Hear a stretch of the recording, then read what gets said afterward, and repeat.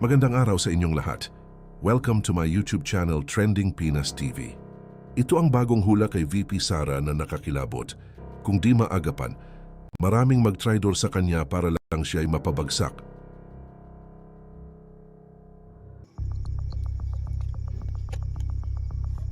Nakakakilabot, nakakatakot. Bakit ganito ang tarot card na enerhiya ni President VP Sara Duterte?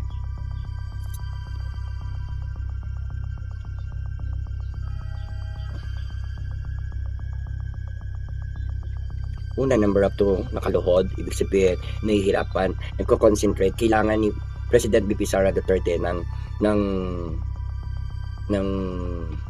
malakas na concentration dahil hindi niya nakikita or makikita ang iba't ibang klase ng kanyang mga kalaban because she's blind to fight or wala siyang kailangan niyang lubos na bantayan at makita at mag-concentrate si VP Sara Duterte sa kanyang pakipaglaban, ang paghahanda. Kailangan niyang maghanda dahil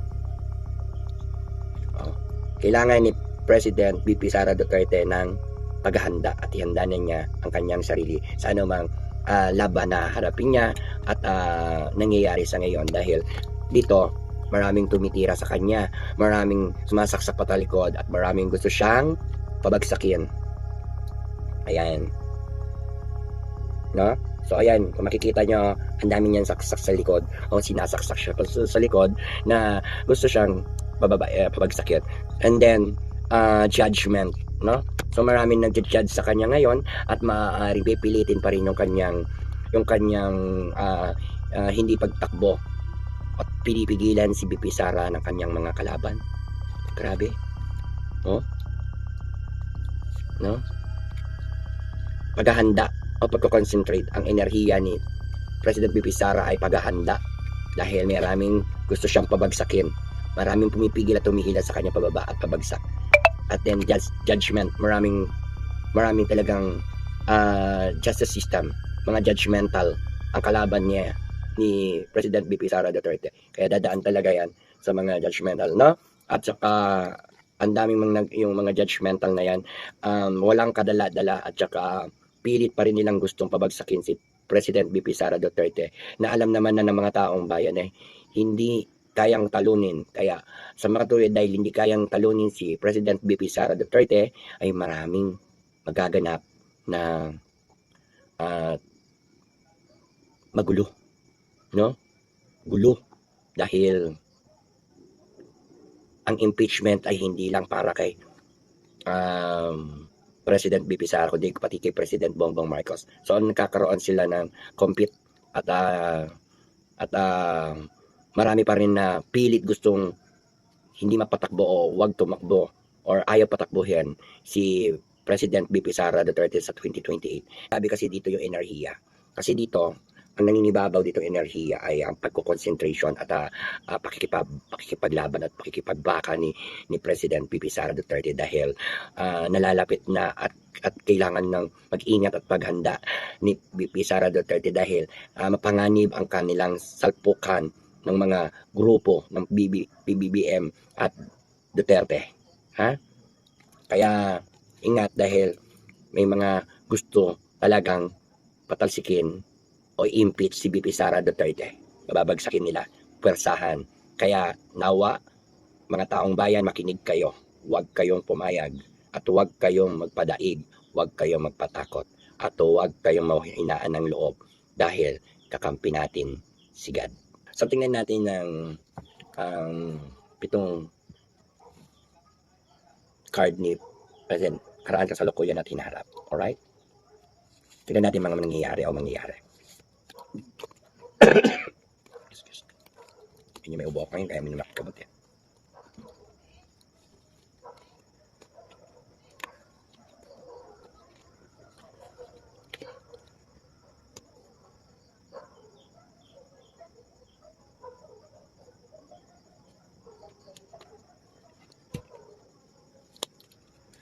Tingnan natin yung pitong card ni President VP Sara Duterte.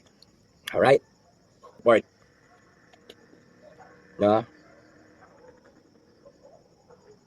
Maraming tutulong kay President BP Sara Duterte.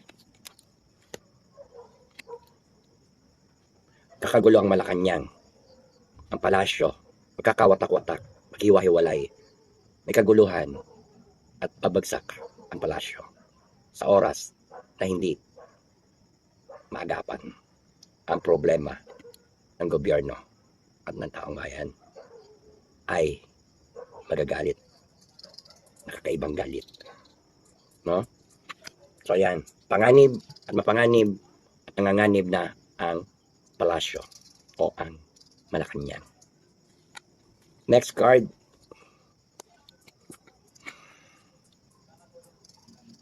Hirap, tiyaga, tiis, sakripisyo ang ginagawa ni President BP Sara Duterte sa lahat ng mga tao na kanyang tinutulungan at kababayan at taong bayan. Siya ay trabaho lang ng trabaho.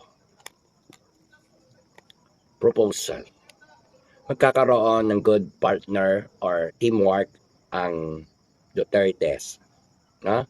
Kaya maraming magpo-propose at gustong makipag-collab kay President BP Sara Duterte. And next,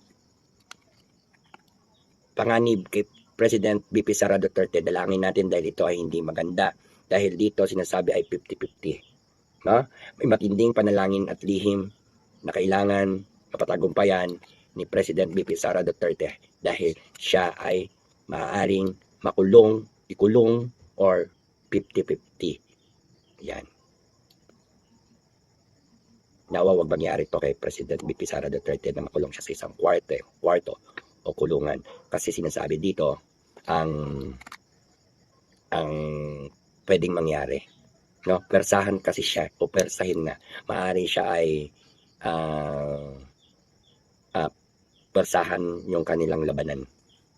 Nakatakot pero hindi ko alam kung paano ko sasabihin sa inyo pero 50-50 na lang na maaring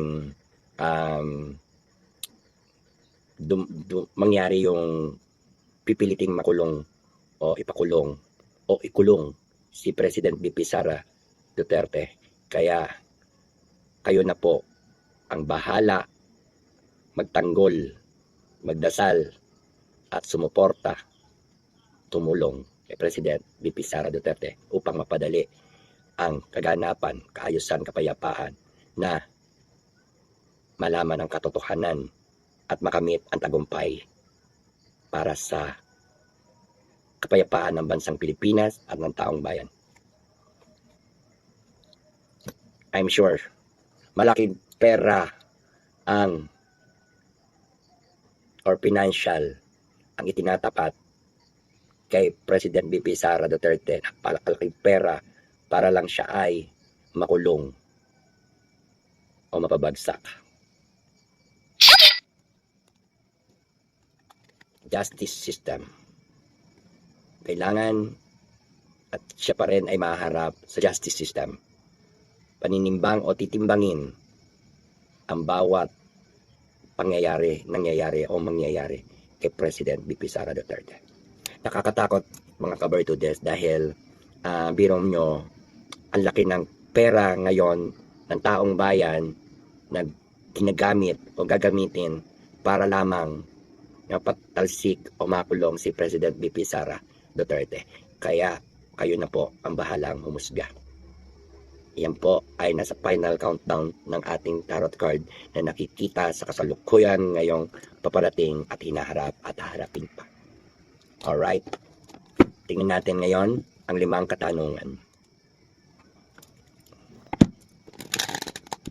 Ano ang mangyayari sa ngayon sa hinaharap ni President BP Sara Duterte?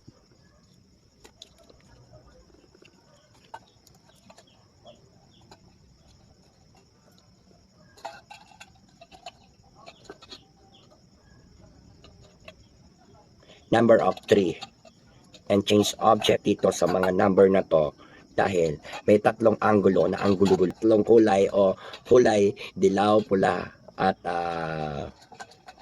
puti o pitch ang maglalaban-laban ngayon sa tagumpay. Kaya kung sino ang magtatagumpay, siya ang magwawagi. Siyempre naman, di ba? Pero sinasabi rito na ang mangyayari kay President VP Sara Duterte ay kakatuwa. Ikakatuwa ng mga kalaban.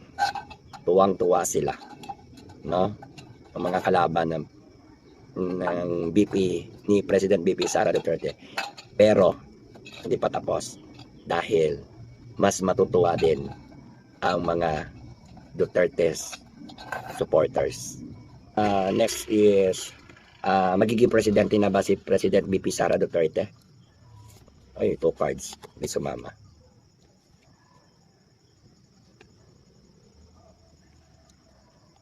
Nakuha niya to.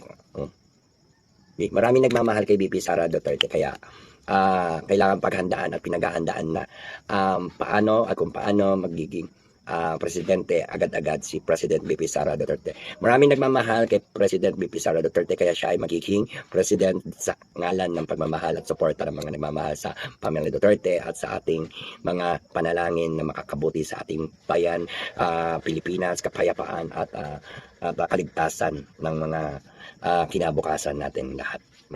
Makukulong ba si President VP Sara Duterte?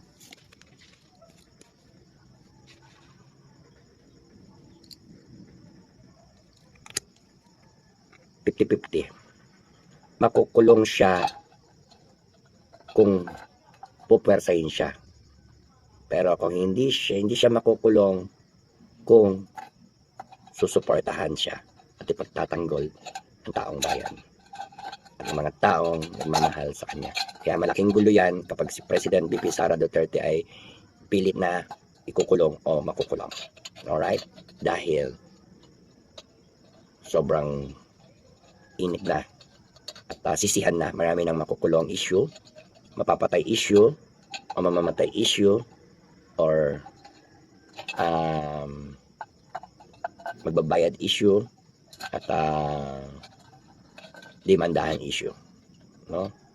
Maraming magaganap na puro push, pero walang agad-agarang result.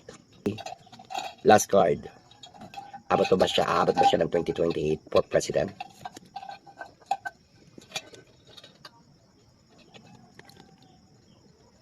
Maring hindi natatakbo si President VP Sara sa 2028. O ba't bigla kayo nalungkot? Hindi na siya tatakbo sa 2028 si VP Sara Duterte.